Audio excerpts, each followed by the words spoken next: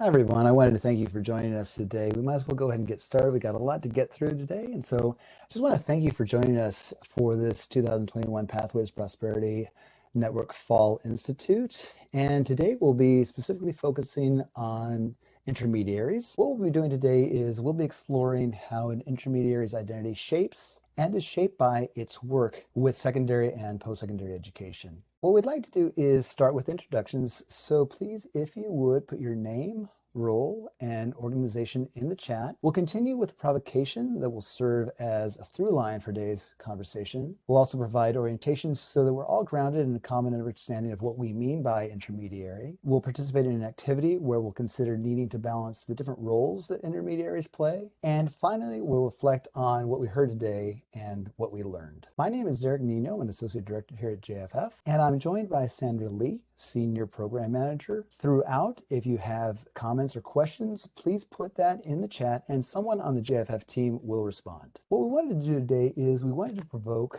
some thinking about intermediaries, their roles and their responsibilities. And as you listen to these questions, think about the intermediary or intermediaries that you encounter in your work, which might in fact be you and your organization. So right now we want to think about, how does an intermediary's function and its features, its identity, shape the work that it does? How is this intermediary in turn shaped by its work? And then in terms of the orientation and getting back to the big blur that we've been keeping as a theme for this entire institute, what needs to be considered when working at the intersection of secondary and post-secondary education across grades 11 through 14 is suggested in the big blur, which has been this theme, as I mentioned. And what we'd like to do is we'd like to get a poll. We don't assume that you don't know what an intermediary is necessarily. So what we'd like to do is we'd like to have you take a quick poll.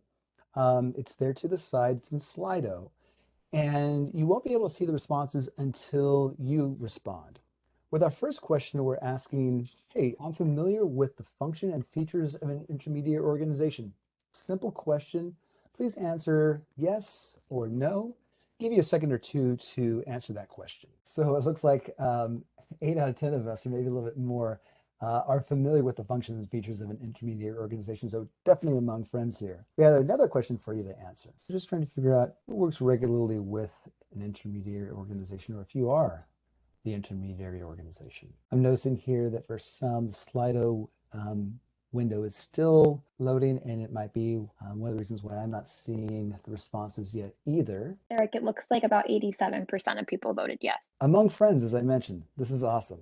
So this puts a great foundation here for our conversation for today. Going on to the next slide, for those of you that aren't familiar with, and I'll be looking over here to my external monitor here, but wanted to just at least provide an orientation for what an intermediary is and what we mean by intermediary for this presentation. So an intermediary is an organization or collaboration of several organizations that supports effective and efficient design and implementation of pathways by supporting the development and sustainability of cross-sector partnerships. Really want to underscore the cross-sector partnership aspect of that. An intermediary fosters a shared vision and goals for the pathway, convenes and builds relationships with and among key stakeholders, and supports cross-sector partnerships in providing high-quality services to students. The intermediary often provides additional staffing, infrastructure, and capacity to support pathways and work-based learning. So we're going to be holding this as our overview and our foundation, but we also want to be thinking about that through line, the provocation of what we asked previously around the functions and features, how the identity shapes the work, how that work shapes the intermediary's identity, and then thinking specifically about the intersection between secondary and post-secondary. At a glance, an intermediary acts broadly in 3 different roles. So there'd be the convening role, bringing stakeholders together. There would be the technical assistance role, working across those stakeholders to provide support. And then there would be the work-based learning role, which is connecting people, secondary and post-secondary students, to experiences that develop the knowledge and skills necessary for the workplace in this context. So together, these roles aggregate into the intermediary role. And it's in these different capacities that the intermediary serves as the glue for regional pathways system. In doing the work, the intermediary is bound to experience challenges. And so these might include being immediately seen as credible, which could impact building trust and sharing resources across the ecosystem. Along with the credibility comes authority, especially formal authority, which could challenge the intermediary's ability to exert influence. Providing continuity during a time of change can be tough and something I'm sure we've all seen or could imagine seeing in the midst of a pandemic. And I want to ask, maybe in a little bit more of a provocation, how does it impact intermediary work at the intersection of secondary and post-secondary education? Might this be the time, as things are in the crucible and still are cooling, to start something new, to blur the lines, so to speak, between secondary and post-secondary education? Some of you might be familiar with the Building Equitable Pathway Initiative, and as a part of that work, which focused on intermediary organizations creating access to and supporting pathways for Black and Latinx youth and youth that experience poverty, trying to get them to access to high-wage, in-demand jobs. JFF created resources that can be used to help organizations in the field identify their salient functions and features, as well as self-assess where the organization is in the work, and then plan how to go forward accordingly. So in the next few slides, we'll share aspects of these resources, specifically as they pertain to defining identity and working at the intersection of secondary and post-secondary education. If you look in the chat, you'll see those links to these two resources. One, again, is for the intermediary functions and features in Pathways systems, and another one would be the planning tool. We developed this resource in particular based on national work with intermediaries, and in it, we explore various features and functions of those intermediaries, which can help organizations articulate what they do, so helping to establish and communicate their identities. One thing, as you probably are well aware, is that the big takeaway is that there is no single intermediary identity. When I think about the intermediaries that we've worked with, it might be that organization might be place-based, regional, an affiliate of a nationwide CBO. So there is really no single identity, but they do share certain features. Intermediaries will differ by location, the people and markets they serve, their types, and key priorities. This impacts the services they provide or emphasize.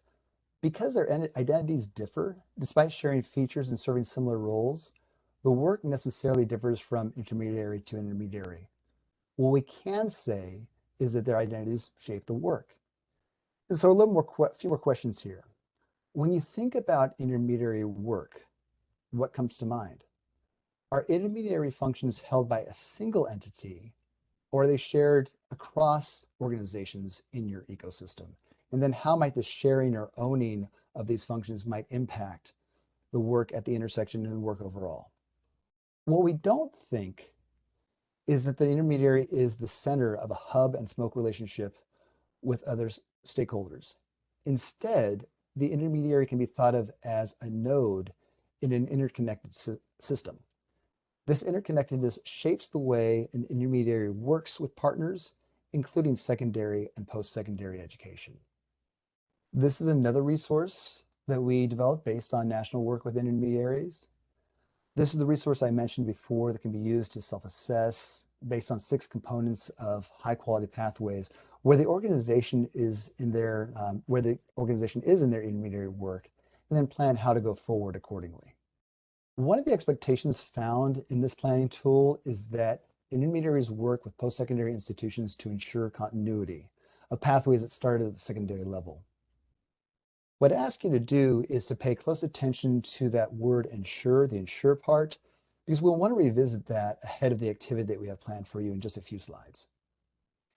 If you go to that planning tool, you'll see a variety of indicators. And these indicators basically are what we'd expect to see when the intersection of secondary and post-secondary education is strong and seamless. Specifically, the pathways are aligned. There's a system for career advising and placement of students, and students are getting credit for work-based learning experiences. A little more provocation, a few more questions. How do these indicators resonate with you? What's missing? What would enable blurring grades 11 through 14 when it comes to career pathways? I wanted to return to this word ensure and share with you what we've seen in our work across the nation. So word ensure, what we've found when working with intermediaries nationwide is that to ensure can be interpreted as either shepherding or facilitating, where other partners do the work and the intermediary creates the space for those partners to communicate and plan, or it can be interpreted as the intermediary doing the work itself. And what we found is when the intermediary takes on the work itself, resources like time and funding can impact sustainability. We've also seen a divide between secondary and post-secondary education, with each owning their side of the divide instead of committing to building a bridge. So sharing the space between them would blur the lines between secondary and post-secondary education. I want to be clear that we've definitely seen successful partnerships between high schools and post-secondary institutions. So for instance, CTE, dual enrollment, and early college high schools are all examples of the success. But the actual act of engaging a post-secondary partner, that first contact, that handshake, initiating the relationship, can be challenging for a variety of reasons. And so to address this challenge, we developed a resource that you can use and we'll also put in the chat. So with that, I wanted to hand it over to my colleague, Sandra, to get us oriented before we go into the activity. Great. Thank you so much, Derek. Hi, everyone, and welcome to our session on intermediaries. Like Derek mentioned, my name is Sandra Lee. I'm a senior program manager at JFF. I'm going to just introduce our activity for today. Derek did a really great job just kind of laying the groundwork for intermediaries on this topic, this very important topic. And it's really great to, have seen through the Slido results that, we're all very familiar with intermediary functions, and many people here actually have a lot of experience working with our intermediaries themselves. So this will be a very interesting discussion and activity that we'll be entering together. So just to introduce, with all of that foundation laid in terms of intermediary role and functions, now we would really want to get your input. So we're going to be breaking up into small groups to capture your thoughts and ideas. I know Derek throughout the slides, he did uh, pose a lot of really great questions, very deep and complex questions too. So this will be a really great opportunity for you and your colleagues across the nation to kind of deep dive into these questions. So we'll be using a Jamboard activity when we go into these different small groups. Hopefully you have access to a browser. If not, I know some people are dialing in. Just let the facilitator know. We definitely want you to be able to engage and participate in the way that you can. And this is going to be our first question to consider. So through the Jamboard activity, we have kind of like two main questions with different components. This first one is really thinking about, how as an intermediate role, what are the different kind of components of that role that we have to balance?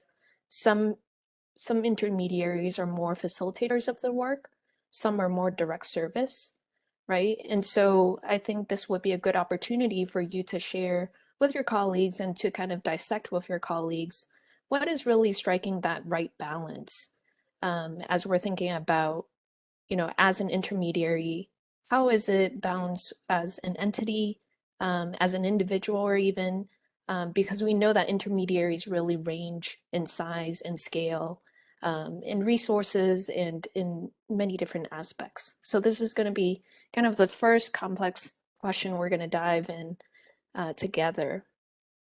And for the next question, this is really going to be diving into kind of the big blur theme that we've been highlighting throughout this institute.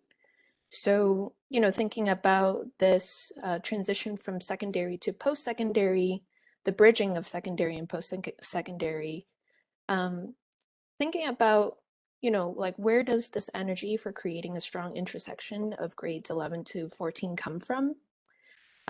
Really thinking about who initiates this creation of this intersection, right?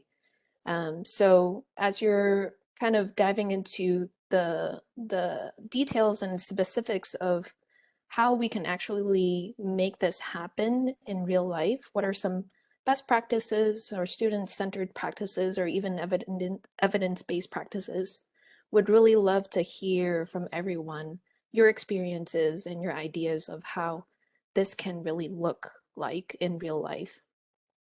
So that's just a preview of the two questions we'll be diving in together. And we'll be breaking up into 4 groups. Looks like we have a really great turnout of folks, which is exciting. Um, Wanted to just quickly introduce, so Derek and I will be leading 2 groups, and then we have our colleagues Sarah Bennett and Julia de Bonaventura also supporting us as well. So once you get into your groups, feel free to introduce yourselves, and we'll utilize the Jamboard to dive into these questions. And you might be thinking, do we have to report back or whatnot? So rest assured, we will be, the facilitators will be supporting on that end. So we definitely want you to be comfortable in these group activities. I think before we head off, Derek, anything else from you? No, Sandra, thank you so much for setting that up. And really do want to make sure that we have, I do see that a few people are um, maybe on the phone or whatever. So definitely, whatever makes them feel comfortable, please let Yeah, us know. great. All right, then I'll hand it over to you, Emily, for to whisk us away to our groups. Welcome back, everyone. I know someone in my group was just midway in their sentences, so this jerking back of people is always quite abrupt, but thank you so much for participating in your groups. I hope that all of you had very rich discussions of on these very complex questions. So we're back to the main group, and um, we're going to actually have the facilitators share some takeaways from each of the groups. I know that a lot has been unpacked, so it's a lot to ask for the facilitators to just kind of choose 1 or 2 takeaways, but we'll love to hear what you heard in your groups, any questions posed, any big ideas posed, and then we'll go from there. So I'll just start with group 1. Derek, if you have any quick takeaways from your group that you would like to share. So many takeaways, and so I don't know if I can be quick. But I would say that underscoring so much of this really was the importance of cross-sector partnerships and the intermediary serving in the convening role and keeping voice and vision to the fore seemed to be really, really important. Um, Not allowing it to the work to devolve into sit and get, but active participation so that the students that are at that intersection have a meaningful destination. So that's one thing that I heard. I also heard the importance of defined roles and responsibilities. And I think probably important in that or implicit in that is it's not a matter of saying that's your silo, that's your silo, that's your silo, but how do these defined lanes lead in the same direction? And what that does by having those defined roles and responsibilities activates the sort of guiding hand of the intermediary as opposed to each of the stakeholders having to come into a situation with their own identities already intact. So trusting the intermediary who knows the defined roles and can share that across the ecosystem makes the work that much easier and that much better. Great, thank you so much, Derek. I know it's a lot to ask to to say some things up quickly. I could go next. I was in group 2. We had a lot of great discussions. Sorry, Ilya, I know you were kind of mid-sentence, but definitely want to be able to answer any questions you have. So feel free to pop in your questions in the chat, and we will definitely follow up with folks. So we actually just ended our discussion on our first question, which is really thinking about the balancing of these different components of an intermediary role. And one of our participants, our members, brought up an interesting dynamic that intermediaries can face, which can be potentially a competing role with direct service, and how do we balance that?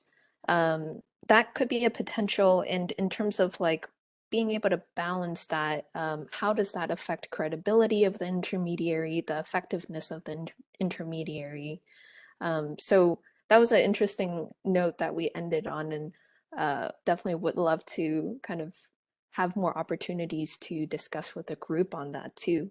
And for the second question, we talked about in the ecosystem, what are folks seeing working or could work in terms of bridging of the secondary and post-secondary and the blurring of it. And one thing that came up was reverse mapping from industry demand um, to kind of help that alignment across systems and making sure that um, that there is a good way of tracking from training programs to employment and being able to effectively document that. So those are kind of two quick takeaways. I know there were so many other things that my members talked about, but great thing about Jamboard is it's all documented there, so folks can definitely revisit it, and we can follow up with each other on these great ideas. That's it for group 2. I'm going to hand it off to group 3. Sarah, if you have any takeaways. Yeah, I would love to. And please prompt my group for things I missed. Put them in the chat. Because I'm sure I'll miss some of the good things that were brought up. But I think for the first question, similar to Sandra and Derek, what your group mentioned in terms of intermediary identity, one of the things we discussed was just the importance of regular check-ins to make sure that everyone's on the same page of who's in charge of what today, and recognizing that that changes. And also, in part of recognizing that changes, being really deliberate about how long is someone in charge of what for. We brought up the fact that sometimes you end up doing direct service because someone's got to, right? The work needs to be done. But how are you strategic so that you can make sure that it's a really deliberate part of the plan and the ecosystem and where that is housed eventually. For the second part of the conversation, we discussed in terms of getting more blurry, sort of the promise of industry taking the lead in some of these conversations and how that can advance the changes and alignment that we need to see across our systems, but also the peril that comes with siloed funding and how those things can work against each other in times.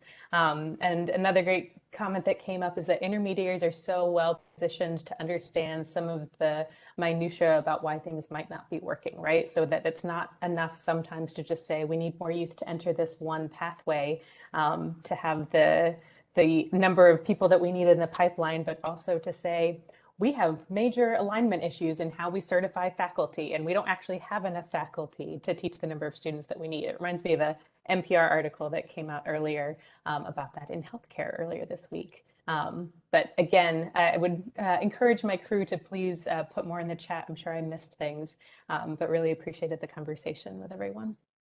Thank you so much, Sarah. And last but not least, Julia, any takeaways from group 4? Yeah, I think a lot of our conversation is aligned with what I'm hearing from the other 3 groups. I think, the main theme was just about this balance on the direct service side. Like, how do you stay close enough to the work so you know it, so you can, if needed, step back in to fill gaps when your region or your partners need you to be there as a trusted and knowledgeable partner, but how do you not step on toes? How do you stay far enough away so that you are really understanding the needs of not just one direct service partner, but all the partners in your ecosystem? And then I think the other kind of balanced question or theme that came up was around like this balance of taking ownership, but also not like creeping on mission. So what is the intermediaries' work and role, and what do they own? And then, and Sarah, I think you mentioned a lot of this too. What do others own, and like where are those lines? And I think it's great to hear, Sarah, that your group talked also about like checking back in, because those things change all the time. So we had a great discussion, and I think folks are really grappling with this identity question and the closeness to the ground. One other thing that came up, which I'll share, is like Saskia mentioned, what is direct service? How are we defining that? That's probably different depending on where you are in the organization that you represent as well. All really great points. Thank you so much, Julia. As we're wrapping up our time together, I just wanted to point out that we did do a content drop email that's available to everyone. Everyone should have received it, and wanted to highlight the interview that we did with Maud Dodon. She's from Career Connect Washington, and she does shed a lot of great ideas and inspiration around just intermediary work. So definitely check that out. It's in your inboxes probably. But before we go, Derek and I will drop in our emails in the chat if you would like to follow up on anything. And I'll tag Derek. Derek, anything else that you want to bring up to close us out? Thank you so much. No, I think that we probably just scratched the surface here in terms of some of this work, and especially around blurring the lines between secondary and post-secondary education. I know we have a collection here of really talented people that are doing the good work, and it would mean so much if the conversation were to go on without us here. So I know that Ilya, you asked a question, and there are a few others that had some insight, and that's the power of this network, creating a space for you to learn and then to be able to connect in other ways. Feel free to continue to fill things into the Jamboard. I've put my email there into the chat, but I'd also encourage you to reach out to your state and regional leads for some of the questions that you have. So with that, thank you. Really appreciate you. Thank you, everyone.